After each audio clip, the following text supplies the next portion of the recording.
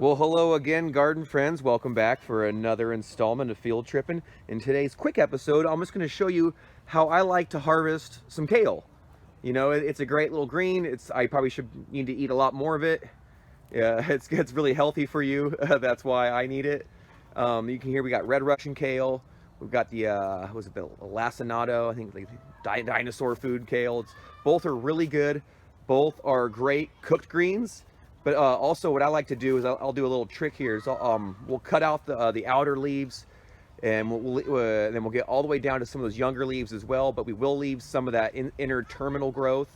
And what's great about that is that'll allow us to, cut some greens now and come back again later and get some more as it grows back through the season, because we still have a longer season to go. So I don't want to harvest them all the way down completely.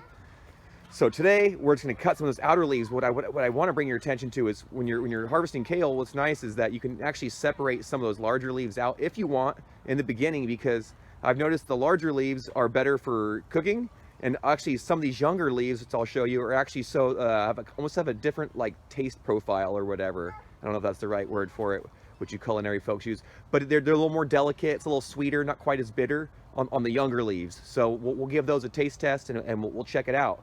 But here, I left my tripod at home, but I do have a free hand here, so let me do my best. Please bear with me, because I want to show you a few examples. And it actually adds up a lot. You can see we just have a row right here, but actually just harvesting a bit, and I'm going to get in here and cut. It's almost like you're just cutting back a weed or something. And normally I'd be a little more delicate and have both hands in there and grabbing these as I go.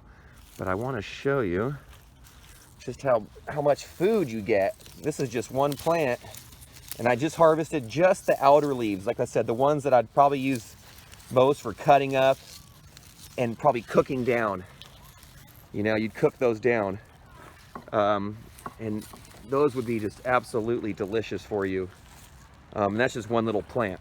And so, but I'm going to continue to cut a little bit more. But what I want to show you about like the younger leaves is that if you look in here, and we're going to leave most of them, this is where all the new growth is coming. But but look what just happened. They stole it off. I put it right there, and the ducks came up and got me. The little duck mafia. But back to work. Maybe we'll give them a taste test of these too. So these younger ones are actually quite a bit softer. And I'll take a bite.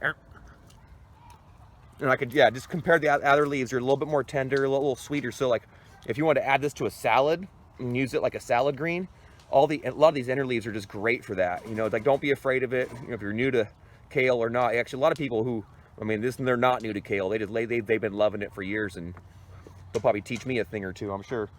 But really, but check this out. These guys are crazy for it. Who wants some kale? Amigo? Anybody? No, they're shy though. Anywho, so that's the red Russian. So like I said, those outer leaves are really good cooked down. And let's move on to this one really quick. Don't want to take up too much of your precious time, but this garden's looking good. It actually just got built just last spring. This is its first cool season, fully through, at least, or first winter.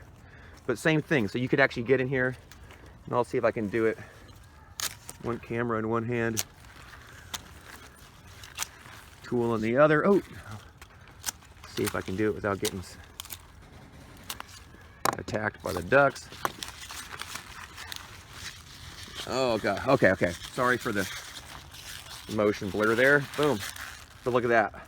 This is actually one of my favorites. I mean, when you actually cook this down and put it in like a soup. There's a couple different Italian soups that use this, and it's like the absolute best way to eat kale. I'm telling you. Look them up. I can't think of their name. Maybe I'll add it in the comments, because it is just the best. So a lot of different ways to eat kale. If you know how, let us know, because they're just fantastic. I mean, come on.